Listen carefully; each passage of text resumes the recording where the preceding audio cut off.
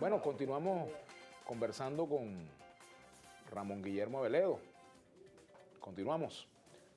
Bueno, Ramón Guillermo, nosotros estábamos conversando sobre la situación del país. En este momento se está inaugurando el año judicial, ¿no? Las propuestas, o sea, ¿qué haría, por ejemplo, con la economía hoy, con este cuadro, un gobierno del amor? ¿Cuáles serían las medidas? Fíjate tú tienes, bueno, en la medida en que tú aquí generes confianza. ¿Y cómo se genera confianza? Dando seguridad y convirtiendo en tus aliados a los sectores productivos, tanto empresariales como laborales. Por ejemplo, aquí tuviste sentado a los directivos de Fedecámara dispuestos a dialogar. Por cierto, con un gran apoyo de sus bases. Yo estuve en la asamblea de Fedecámaras, que fue en Los Taques, esa asamblea, la del medio, la que no es electoral. Y me impresionó cómo las cámaras de las regiones y cómo las federaciones por áreas de empresa apoyaban tan claramente la línea esta abierta a dialogar del presidente de Fedecámara, de Jorge Roy. ¿Cuál es la contestación que ha recibido del gobierno? Bueno, descargarlo, ignorar el hecho de que estaban sentados a conversar y no pasar de reuniones que todo el mundo considera positivas o se realizan, pero que después no se toman decisiones. Decisiones que hay que tomar para poder estabilizar ese frente y para que pueda haber inversión, para que pueda haber confianza, para que la gente arriesgue más, emplee a más personas. El empleo privado no está creciendo, pero tampoco está creciendo la producción en esos sectores. Tú tienes una cosa clave que es el área petrolera. En el área petrolera tú dices, oye, vale, se habla de una cosa que es muy obvia, ese precio de la gasolina no se sostiene. Pero presentaré al país un paquete que incluya qué vas a hacer con PDVSA, que incluya, oye, vamos a empezar a producir otra vez, qué vamos a hacer con las refinerías para que se produzca más. Vamos a ver ahora que pasó el momento aparentemente de los petróleos pesados y extrapesados, cuando el precio estaba al totote, y ese momento lo desaprovechamos los venezolanos. ¿Cómo haríamos ahora que tenemos unas reservas tan grandes, principalmente ese tipo de crudos? ¿Qué hacemos ahora? Oye, presentar al país un plan sobre eso.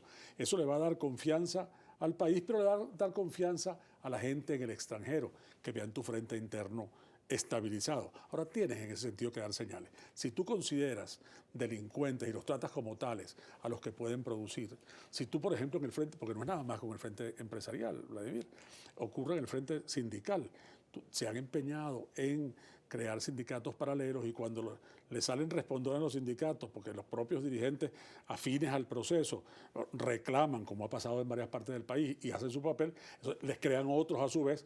Entonces tienes una enorme fragmentación en el mundo sindical que ha producido una corrupción gigantesca, sin precedentes, aún comparando con momentos de casos de corrupción de tiempos anteriores. Entonces, oye, eso es un factor adicional de desconfianza y tienes a los trabajadores en la vida real mucho más desprotegidos.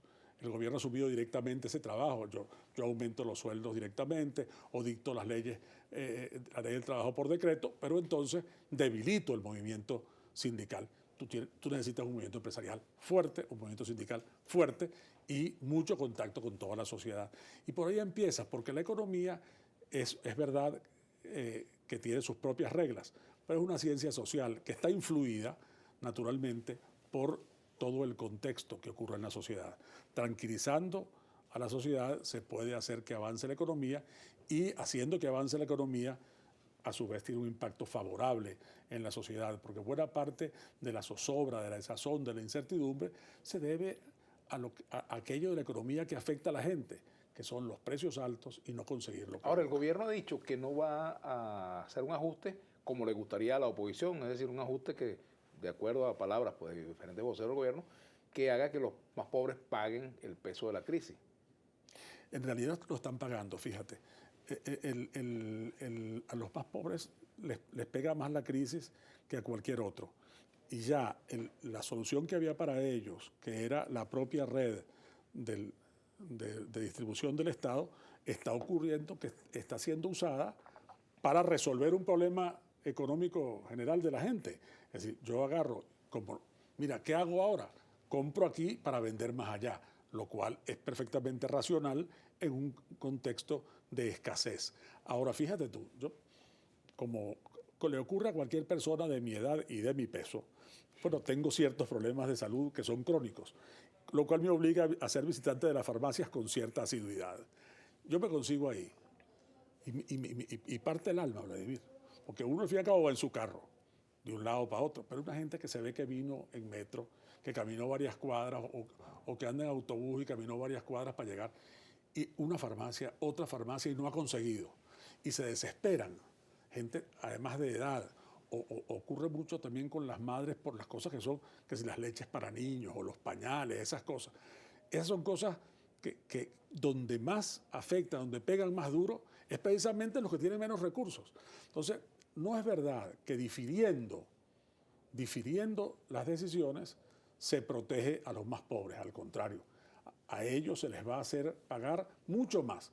Claro que las medidas deben ser graduales. Nadie, por ejemplo, piensa que el control de cambios pueda levantarse de un solo golpe, pero es muy obvio que eso hay que resolverlo. Que eso debe tener cierta gradualidad. Sí, que sea gradual, pero que haya un rumbo claro. No que entonces dice, bueno, parece que se va a anunciar y después no se anuncia y dice, vamos a discutir tal cosa o vamos a discutir tal otra. Y lo que hay es anuncios de que va a haber anuncios de que se va a anunciar. Eso así, al final, los efectos negativos existen porque los precios suben con la expectativa, pero no hay los efectos positivos. Vamos a leer algunos comentarios, ¿no?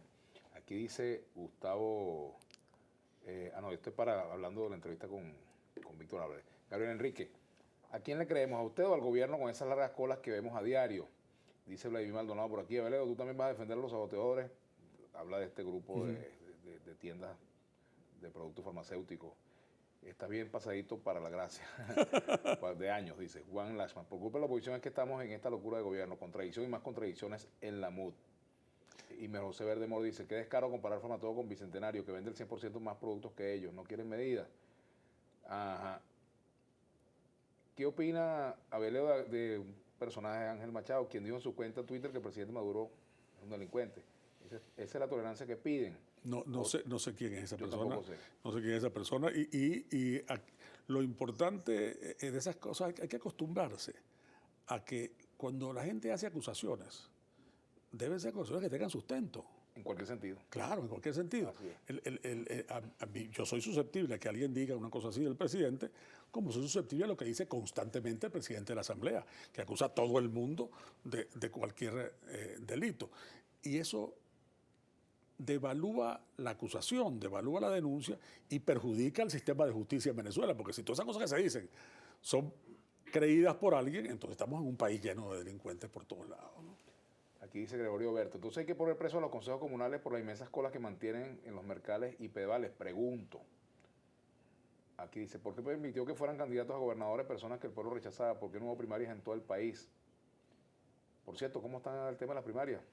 Bueno, espero que la mesa decida pronto sobre esa materia, porque el tiempo corre, va a haber acuerdos en muchos sitios y primarias en muchos sitios.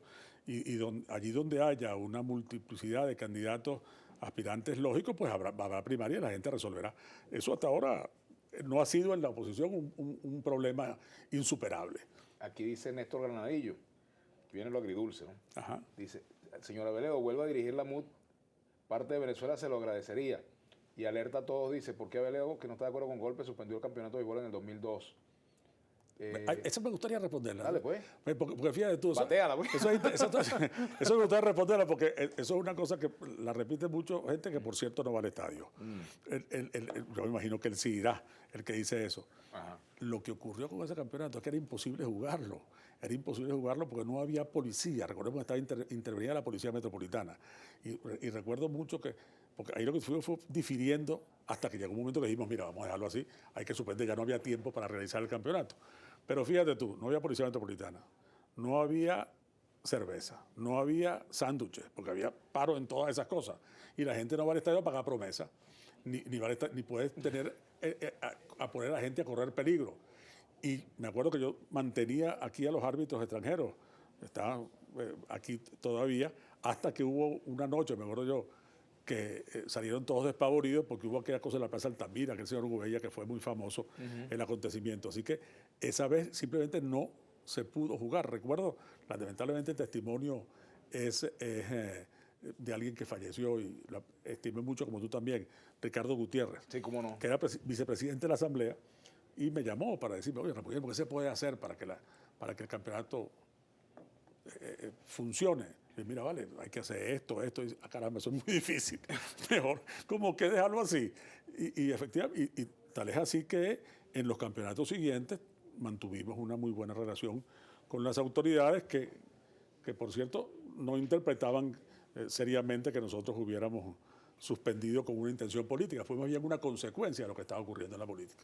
Primarias, ¿habrá primaria para todos los diputados? Seguramente para todos no. Va a haber acuerdos y va a haber primarias, es la impresión que tengo. ¿Qué va a tener más peso, primaria que acuerdo? No sé, eso lo debe anunciar cualquier día de estos, Chuo y la mesa, que es a lo que les corresponde. Aquí dice Juan de Freitas, no estoy de acuerdo con el gobierno, pero sí estoy de acuerdo de que si hay 10 cajas, debe haber 10 cajeros en súper o bancos. Bueno, pues por supuesto hay que procurar el servicio mejor, hay que ver qué es lo que pasa, por qué no hay suficientes cajeros, por qué ha aumentado el ausentismo laboral, qué ha ocurrido. Este es el tema de la ley del trabajo. ¿Qué ha ocurrido? Todo eso hay que verlo, porque esas cosas son todas juntas, no vienen por separado. Y de nuevo, el tema de las colas, yo no estoy seguro que esté asociado al hecho de que haya o no haya cajeros. Puede haber coyunturalmente una cosa de esa. El tema de las colas es porque como hay escasez y la gente sabe que hay algo en una parte, van allá a hacer la cola, unos para comprar el bien porque lo necesitan y otros porque encuentran que la escasez le da una oportunidad de comprar para vender, y en un país donde la economía está detenida, esa es una opción para sobrevivir económicamente muy racional. Si se reactivara el diálogo, por ejemplo, y el presidente pidiera una opinión sobre lo que hay que hacer en Venezuela, ¿qué le diría, Ramón Guillermo? Bueno, mire, presidente, cree confianza, no pelee con todo el mundo. Entonces esa cosa de que la guerra tal y la guerra cual, mire, no invente guerras imaginarias, ya con las guerras reales es suficiente. Aquí vivimos todos los días la guerra que la delincuencia le tiene declarada a la sociedad entera, gobierno incluido, porque matan policías a cada rato. La cantidad de policías que van muertos en los últimos meses es una cosa impresionante. Así que con las guerras de la vida real tenemos suficiente. No inventemos guerras ficticias. Y mire, atrévase a convocar a todo el país. Usted es presidente de todos los venezolanos, no de una sola parte. Trátenos a todos como si fuera presidente de todos.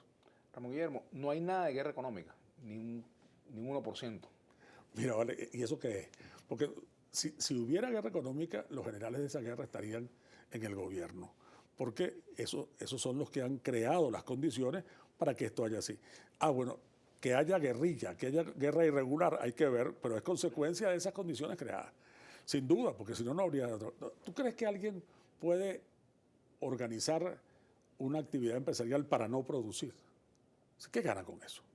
Dice, bueno, estas empresas esconden o no producen. ¿No? Tienes una instalación industrial, es para producir. Entonces, claro, lo que pasa es que muchas veces la primera víctima de la propaganda es su emisor, que termina creyéndola para sentirse tranquilo, porque yo no creo que nadie pueda vivir en conciencia sabiendo que está mintiendo. Entonces, repite tanto una cosa que termina creyéndola. Y terminan creyendo esto de la guerra económica que finalmente no tiene sustento, porque bueno, tú dices, bueno, ¿y por qué? En el Táchira, por ejemplo. En el Táchira, a mí lo que me dicen los tachirenses, lo que yo he visto in situ, los tachirenses me dicen que, bueno, esto es lo que ha, toda la guerra al contrabando, que sí existe el contrabando de extracción, sí como no. Hay la gente que aprovecha la situación para comprar aquí y vender allá. Pero todas estas medidas lo que han hecho es monopolizar, casi como estatizar el contrabando. Solo es posible hacerlo con los funcionarios civiles o militares.